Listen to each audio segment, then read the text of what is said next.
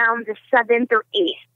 And who's in the top is usually our Asian friends. And Singapore has always kind of been in the top 3. So that's kind of just like the history of where we stand. So in about 17 years ago, this really interesting couple was living in Singapore. And they had to come back to the United States. They were American. And when they came back to the United States, they were so disappointed in their daughter's math curriculum that they said, well, wait a second, we have to do something about this, and contacted Singapore and said, can we use some of their books, whatnot?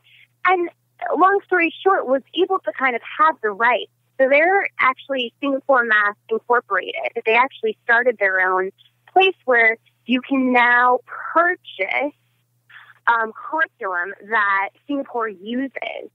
And what's interesting about that is the more they started preaching about this, it became word of mouth.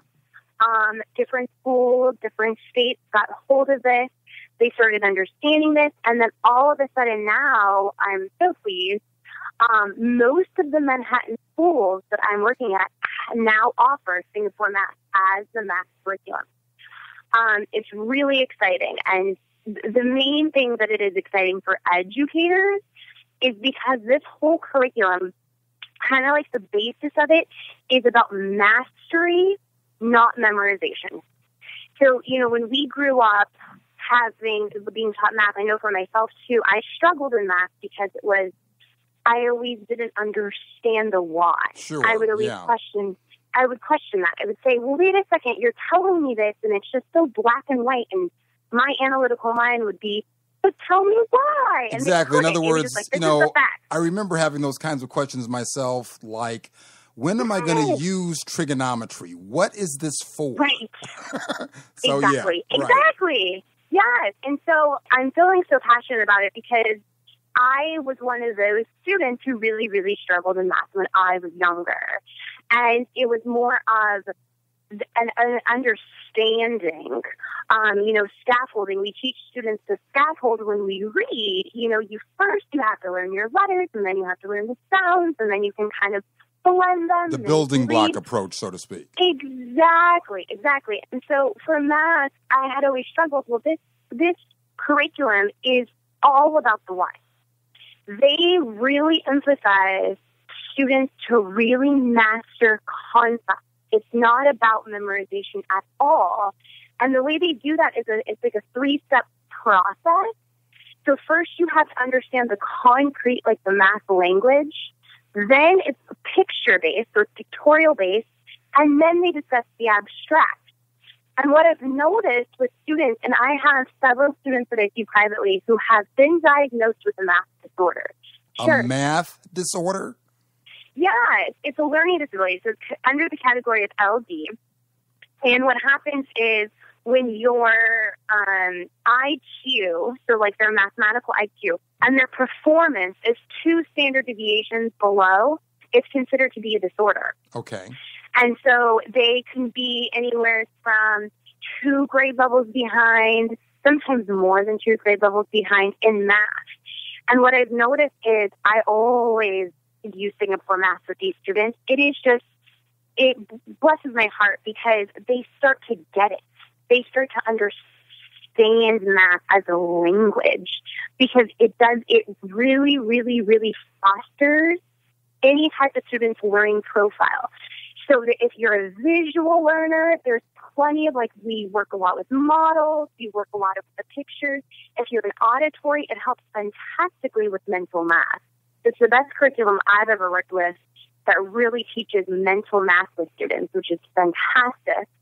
And then if you're more of a kinesthetic, then they're able to kind of work with manipulatives to kind of problem solve. So kinesthetic, meaning you like to touch things, you want to move things around, exactly. You want to get your hands on stuff. Well, it really sounds like, Dr. Michelle, if I can use the term, becoming fluent in math as you would another language. I agree. I would agree with that. I think that is the basis of it. The school that I am at right now, we start with kindergarten, which is fantastic. The program goes from kindergarten through 6th grade, although some schools, I guess, have 7th and 8th grade materials as well. So this is something that you can really start in the very, very, very beginning stages of learning. I see why you're so excited about this now.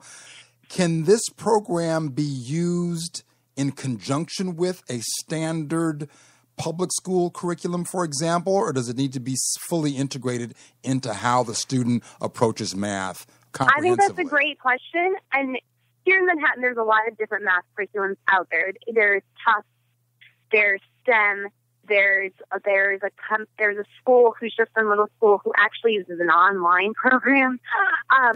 So it can absolutely be supplemental. Okay, I want to go back to school, and I want to do this. I want to do this math curriculum. I encourage you to look into it, because I will tell you with no hesitation that even if you see like a first grade level workbook, there will be problems on there. You'll start scratching your head, which is so exciting because they're challenging, and there's a lot of real world problems that they kind of bring in with their word problems, and there's a lot of puzzles because they want to take one concept and they want to delve into it as deep as they possibly can go so the student can recognize it in all avenues, in all areas. It's a super, super fun curriculum, and that's why I'm so excited about it, because the kids love it. They're really understanding the math language, and it's fun, and kids should feel that math is a fun subject. Talk to us about that idea, the idea of the Singapore math curriculum, from the standpoint of your clinical background. This gets into the brain in a way that rote memorization and the traditional Western math curriculum of memorizing doesn't. Why does that appear to work, in your opinion? I actually think, again, it's tapping to a lot of different learners. Now, there's a lot of different types of learning profiles that a student can have. The most common is an auditory profile, which is someone who can learn best through lectures, talks, discussions. The best kind of way for them to study is to learn about a subject matter and then just discuss it, talk it out with their professor, talk it out with their tutor or their parents, and try to really understand it from an auditory perspective. Books on tape are really helpful for those type of learners. There's visual learners, and those are kind of the opposite. They can sit in the lecture hall, but they're not going to take as much in during that type of learning as they would if someone put, a format in front of them and it was a picture drawing or it was a graph. Those are the type of students that do really well with like graphic organizers or things that they can kind of create to help them in a picture format. And then there's kinesthetics. Those are the top three. Kinesthetics are people who actually need to get their hands dirty. They have to, they're scientists-like experiments. They have to kind of manipulate things on their own. And so knowing that, I think what Singapore Math does a great job at is kind of tackling all three of those things. After the break, kids with anxiety disorders, ADHD, and the like, hey, they can learn just as well as other kids in the class. Stay with us.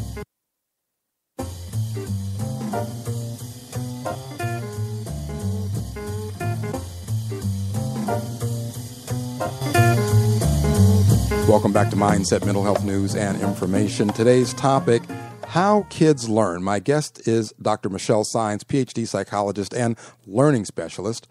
Dr. Michelle says even if your child has a mental health diagnosis, it could just mean some changes are needed in their learning environment. Drill down, if you would, and explain to the parents who might be listening to this, to their kids who have a diagnosis, for example, whether it be oppositional defiance or bipolar disorder or a number of behavioral ADHD diagnoses that, as we now know, can happen very, very young. It's not just kids when they get into junior high school and the hormones start raging. This type of conduct and these types of issues can arise in kids that are very, very young.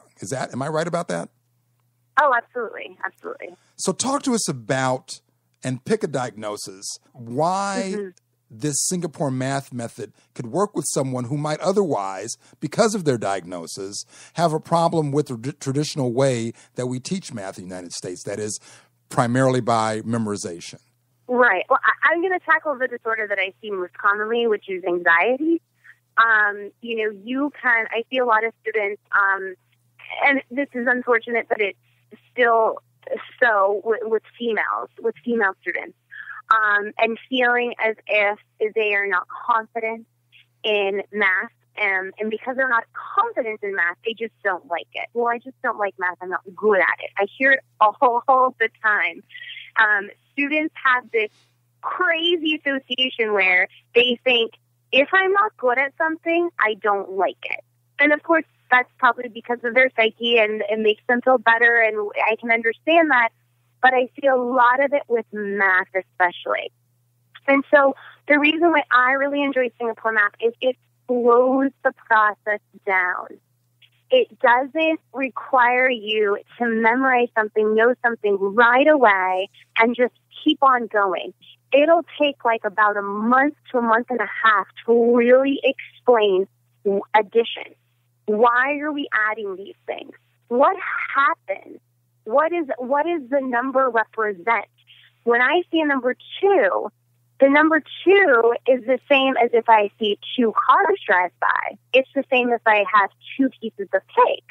It's the same if I have 2 different teachers or 2 parents or 2 siblings. Really understanding the whole concept of what math and numbers represent. And it kind of delves into that in a deeper level so that kids can kind of sit with it a little bit and mind it over and like say, okay, this is making sense to me. I can understand that process. And when you start to take a moment to give the child the why, and start to explain it to them, that builds their confidence. And then you start to see a whole new kind of outlook with how they're viewing math. I would suspect that one of the diagnoses and disorders, even though of late there has been some controversy as to whether or not this is really a disorder, ADHD, attention deficit hyperactivity disorder. Yes. Can you speak about this approach in terms of that diagnosis? Sure. So ADHD there's 3 types. So there's the inattentive type. Those are the kids who are very, very difficult to kind of notice because they kind of fall through the cracks because they're not being hyper. They're sitting there, and they may be sitting and looking at you, but they're not even anywhere close to understanding what you're saying because they're in a different world.